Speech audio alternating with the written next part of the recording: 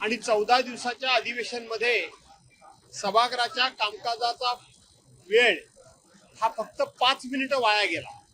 फक्त 5 मिनिटं वाया गेला.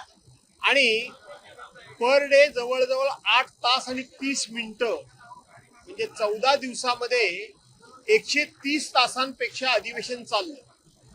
पण 130 तासांपेक्षा अधिवेशन चालून सुद्धा तुम्ही जर बघितलं असाल तर शेवटी बऱ्याच वेळेला सभागृहामध्ये मंत्री नाहीत म्हणून त्या ठिकाणी आरडाओरडा करावा लागत होता. बऱ्याच वेळेला अधिकारीच गॅलरीमध्ये नाहीत म्हणून त्या ठिकाणी अध्यक्षांनाच नाराजी व्यक्त करावी लागली. आणि एवढं करून आपण जर बघितलं तर सभागृहाचं कामकाज जे मुख्य असतं ते मुख्य कामकाज किती झालं तर मुख्य कामकाज सभागृहामध्ये एकूण ज्या लक्षवेधी आल्या त्या 2137 आल्या. चर्चा किती झाली लक्षवेधींवर तर फक्त 65 झाली. प्रश्न किती आले प्रश्न आले 9055 आले. सभागृहामध्ये प्रश्नांवर चर्चा किती झाली 58 प्रश्नांवर फक्त चर्चा झाली त्या ठिकाणी. तिसरी गोष्ट आपण जर बघितलं तर इथं अनेक गोष्टी म्हणजे चर्चा सभागृहामध्ये विधेयक किती मंजूर झाली तर 22 पैकी 21 विधेयक मंजूर झाली. 14 दिवस सभागृह चालून 8.5 तास सभागृह चालून शेवटी 11 विधेयक शेवटच्या 2 दिवसामध्ये मंजूर करून घेतली गेली. ती मंजूर करा म्हणजे जे मुख्य कामकाज असतं प्रश्नोत्तर असतील लक्षवेधी असेल अल्पसूचना असेल त्याचबरोबर विधेयक असतील अशासकीय कामकाज असेल हे मुख्य काम हे वेळेत काही कधी पूर्ण झालं नाही आणि व्यवस्थितपणे सुद्धा झालं नाही. आणि म्हणून या सगळ्या गोष्टी करता विरोधी पक्ष आणि विरोधी पक्ष नेता आवश्यक असतो याची प्रकर्षानं या अधिवेशनामध्ये जाणीव झाली.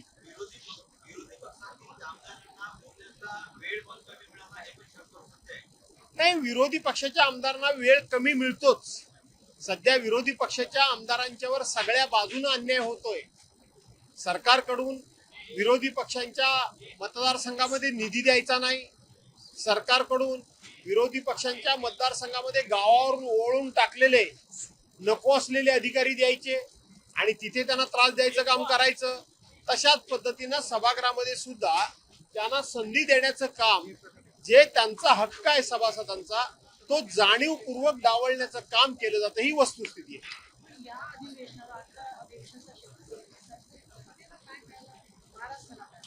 असं आहे की आम्ही सुद्धा तेच शोधत होतो की जनतेला काय मिळालं महाराष्ट्राला काय मिळालं. पण विरोधी पक्ष म्हणून आम्ही तिन्ही पक्षांनी महाविकास आघाडी मार्फत जनतेच्या पदरामध्ये मग विद्यार्थी असतील ती पेपर फुटी का होते म्हणून त्याचा जाब विचारला. महिलांच्या अत्याचाराचा प्रश्न असेल त्या महिलांच्या अत्याचारावर पायबंद घालण्यामध्ये सरकार किती कमी झालंय हे आम्ही उदाहरणादाखल ते लक्षात आणून दिलं. त्या ठिकाणी 5, 6, 7, 8 4 दिवस प्रचंड प्रमाणामध्ये पाऊस पडला त्याच्याबद्दल 101 ची चर्चा घडवून आणून सभागृहामध्ये त्या जे कोणी त्याचे पूरग्रस्त बाधित होते जे कोणी दुर्दैवानं ज्यांचा मृत्यू झाला रस्ते पूल कोसळले त्यांना न्याय देण्याचा प्रयत्न विरोधी पक्ष म्हणून आम्ही केला. पण सरकार गंभीर नाही. त्या ठिकाणी मिसिंग लिंक 6-7 देशांची टेक्नॉलॉजी आणली म्हणून मोठेपणा मिरवणारे लोक 240 पर किलोमीटरच्या स्पीडनी वादळ झालं तरी सुद्धा ह्या पुलाला काय होणार नाही अशी मोठी छाती बडवून सांगणारे लोक 70 ते 80 किलोमीटर ताशी स्पीडनी वादळने वाराच झाला तरी सुद्धा त्या ठिकाणी मिसिंग लिंकची काय अवस्था झाली ही तुम्ही सर्वांनी बघितली. आणि म्हणून जी गोष्ट आमच्या समोर आली शिक्षणाचा विषय असेल त्या संदर्भातला असेल जी गोष्ट आमच्या समोर आली ती गोष्ट सरकारच्या समोर मांडण्याचं काम आम्ही केलं. सरकारकडून योग्य त्या प्रकारचं उत्तर मिळवण्याचा आम्मी प्रयत्न केला. परंतु सरकार कुठल्याही बाबतीत गंभीर नाही. सरकारला फक्त आणि फक्त पुरवणी मागण्या 97-97 हजार कोटी रुपयाच्या मंजूर करून घेण्यातच इंटरेस्ट होता. त्याच्या पलीकडे सरकारला काही इंटरेस्ट नव्हता. आणि म्हणून कधी कधी अध्यक्षांना सांगावं लागलं की अर्ध्या तासाच्या आतमध्ये राज्याच्या मुख्य सचिवांना इथे यायला सांगा मंत्र्यांना यायला सांगा. अर्थात याच लोकांनी अगोदर लाडवलं होतं. आम्ही जेव्हा सांगत होतो की अधिकारी नाहीत बसत नाही तर नाही म्हटलं तरी चालतील म्हणून म्हणणारे हेच लोक आता त्यांना कळून चुकलं. आणि म्हणून आमचा प्रयत्न आम्ही प्रामाणिकपणे केला, परंतु सरकारकडून जनतेच्या बाबतीत कुठल्याही संवेदना नव्हत्या. ते संवेदनाहीन असलेलं सरकार, त्याच्याकडून आम्हाला जनतेला न्याय फार आमच्या अपेक्षेप्रमाणे देता आला नाही.